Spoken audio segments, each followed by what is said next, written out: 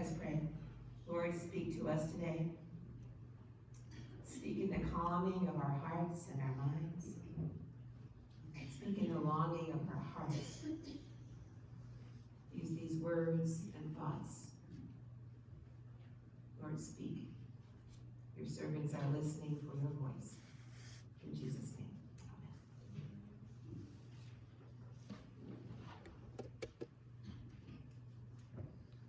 And so we continue the series on the 7 deadly sins. Last week we delved into the sin of gluttony. Today we'll take on 2 others, envy and greed. As we recall, the sins are part of what put the nails in the cross for Jesus.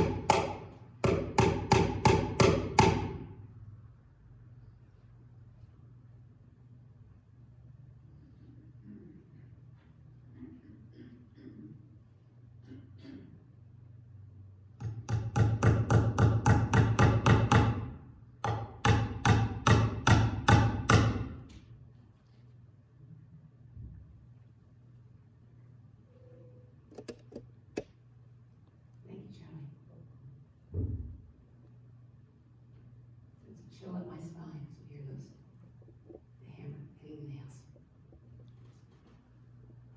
There's a real relationship between envy and greed. Much of our greed results from envy, envying what we believe someone else has and we should have. So let's start with envy. The root of envy is comparing ourselves to others, and we are all susceptible. When we think someone else is smarter, stronger, richer, more good-looking, has something better than we have, suddenly we find ourselves craving this thing that we think will make our life better. We become resentful that the other person has it and we don't. That resentment is envy.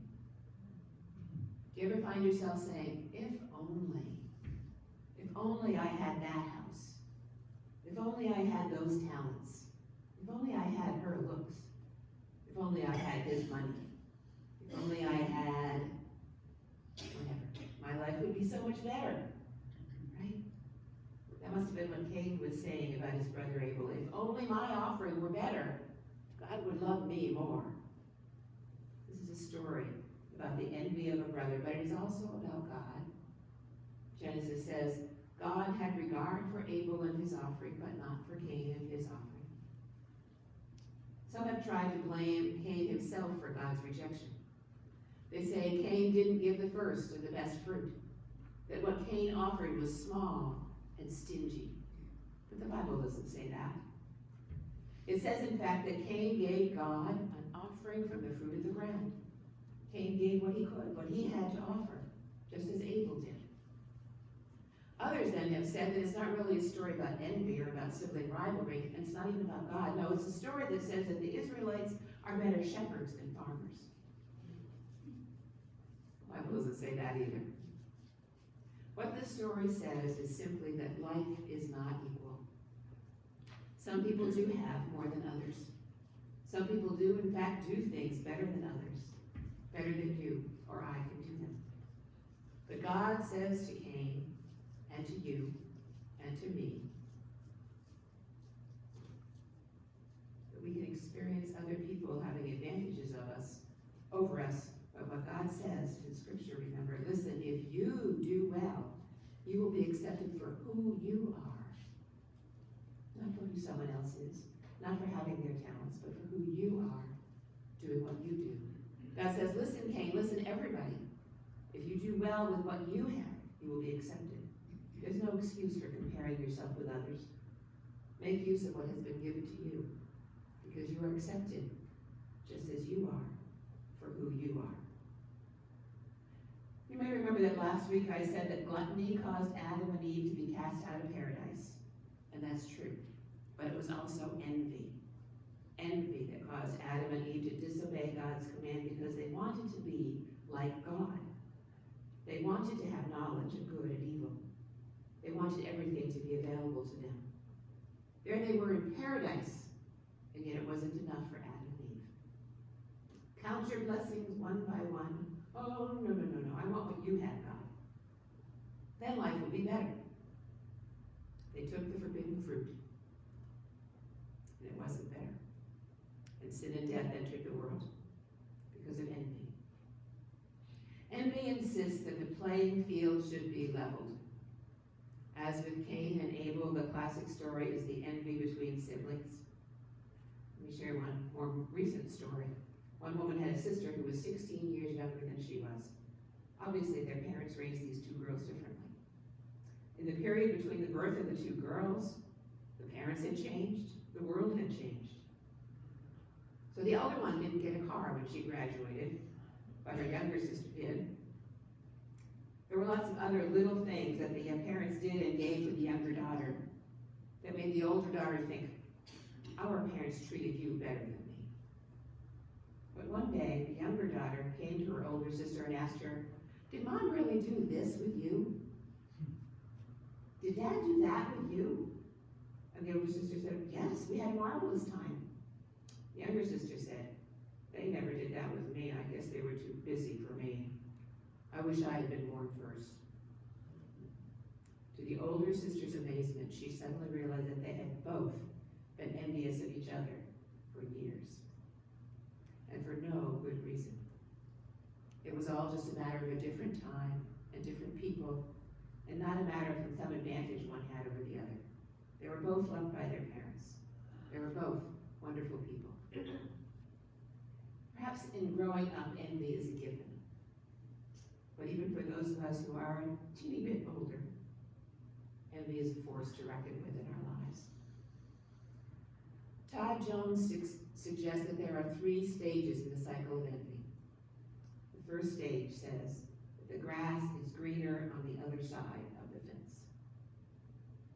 At this stage, we feel inferior. We resent, if not hate, the other person. Instead of appreciating what is ours, instead of appreciating who we are, we grumble that someone else has an advantage. The grass is greener in there on the other side. The second stage is to say that the grass is indeed greener on the other side, but then you notice that it needs mowing. Here you may envy someone else, but then you realize that it's not all sparkle. Maybe they don't have it as good as I thought they did. And the third stage is to say, well, you know, the grass is green on the other side, but the grass is really nice on my side of the fence too. It looks very green on the other side, but I have a lovely family, and I do like my job, even though it's sometimes difficult. I'm content with my looks, my gifts. In fact, I'm content with my whole life. It's a wonderful life. Stage 3 says, thank you, God, for allowing me to enjoy all that I have been given. I'm content, and I see that my life is full of riches from you. The grass is really nice on my side of the fence, too. And you can appreciate that the grass is nice for the other person as well. So I invite you to take stock. Take stock today and this week of the envious feelings that you may have. And think about them in light of all the blessings that you enjoy. And then you can begin to set aside envy and be content with the life that God has given to you.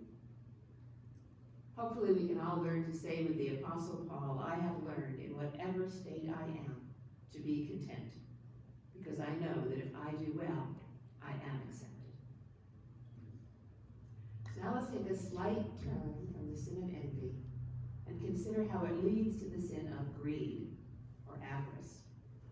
In America, we are caught up in a culture that promotes greed. Our worst instincts are played to by advertisers who need to hawk their wares, from luxury cars to yachts to expensive jewelry. We are wooed by an average of 16 minutes of advertisement in every 60 minutes of television. There are 6 million businesses doing targeted advertising on Facebook. At least once a week, when we pick up our mail, there's an offer of a new credit card and promises of easy credit so we can get whatever we want. We are surrounded by opportunities to join rewards programs at every store or website where we shop. Interesting, it's illegal to be addicted to marijuana, cocaine, heroin, or other drugs, but addiction to television, or shopping malls, or outlet stores, and even to the lottery is considered acceptable behavior, even encouraged in our society. So you have people who have incurred enormous credit debt because they have come to believe that in order to be happy, you have to buy and buy and buy more.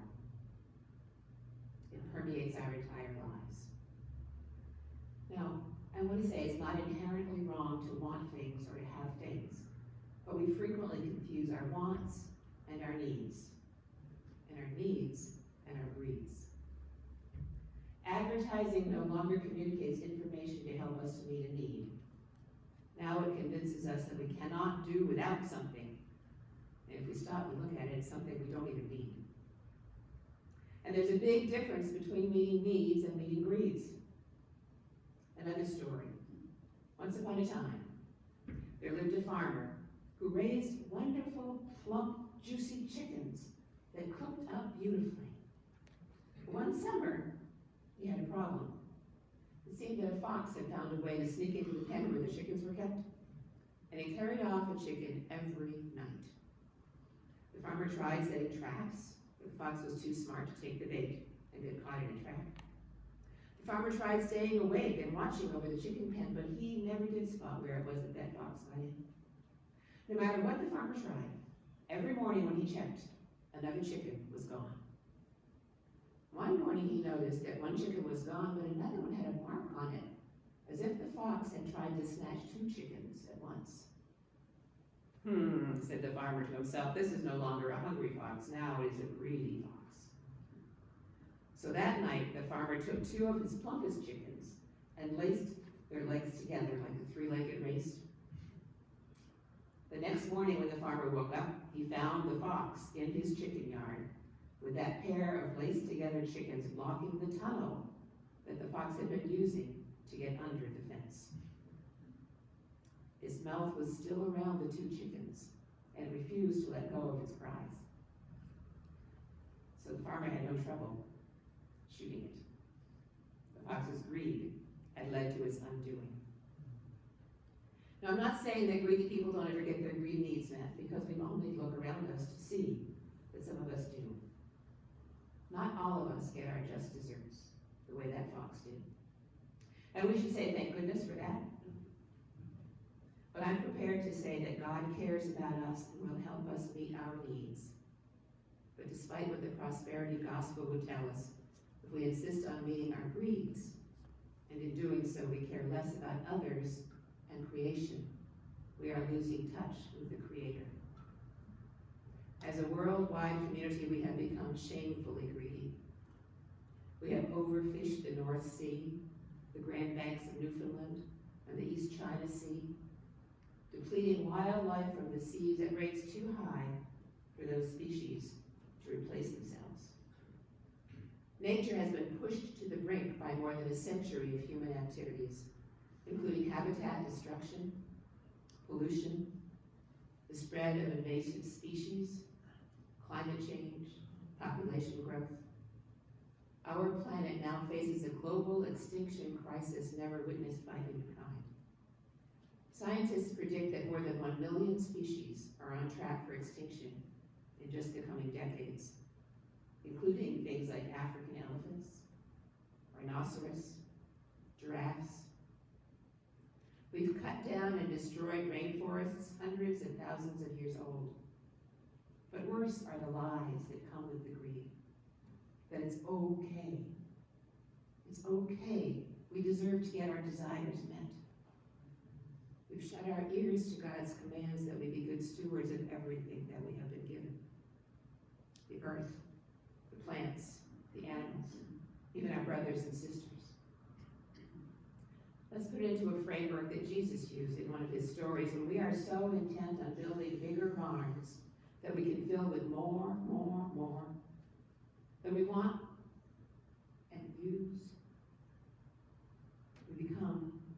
too future-oriented. We miss the present.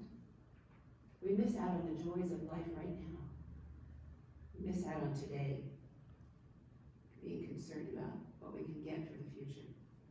And so we fail to hear Jesus' words to the man who kept building bigger barns to fill with his more and more and more crops. You fool, this very night your soul will be required of you. Greed sees life not as a gift from God, but as a race to acquire, to get more and more and more. Like an addictive drug, it takes more to get the same feeling of euphoria, the same feeling of security. Bigger and bigger, more and more is needed. And to satisfy that craving, or maybe to stimulate it, we have in this country twice as many shopping centers as we do high schools. Did you know that? I was stunned to read that fact. Twice as many shopping centers as high schools. How do we overcome the sins of greed and envy? Think about what Jesus said when he declared that wherever your treasure is, there shall your heart be also. We are taught from childhood how to make and how to save and how to spend money.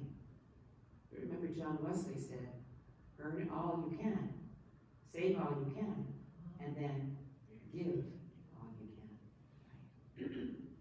Knowing how to give balances the greed to make and save and spend. It is in learning to give that we are spiritually nourished. And finally, I think it helps to remember that we can't take all that stuff with us. Irma Bombeck, remember Irma Bombeck? She delighted us with her humorous outlook on life. She battled cancer.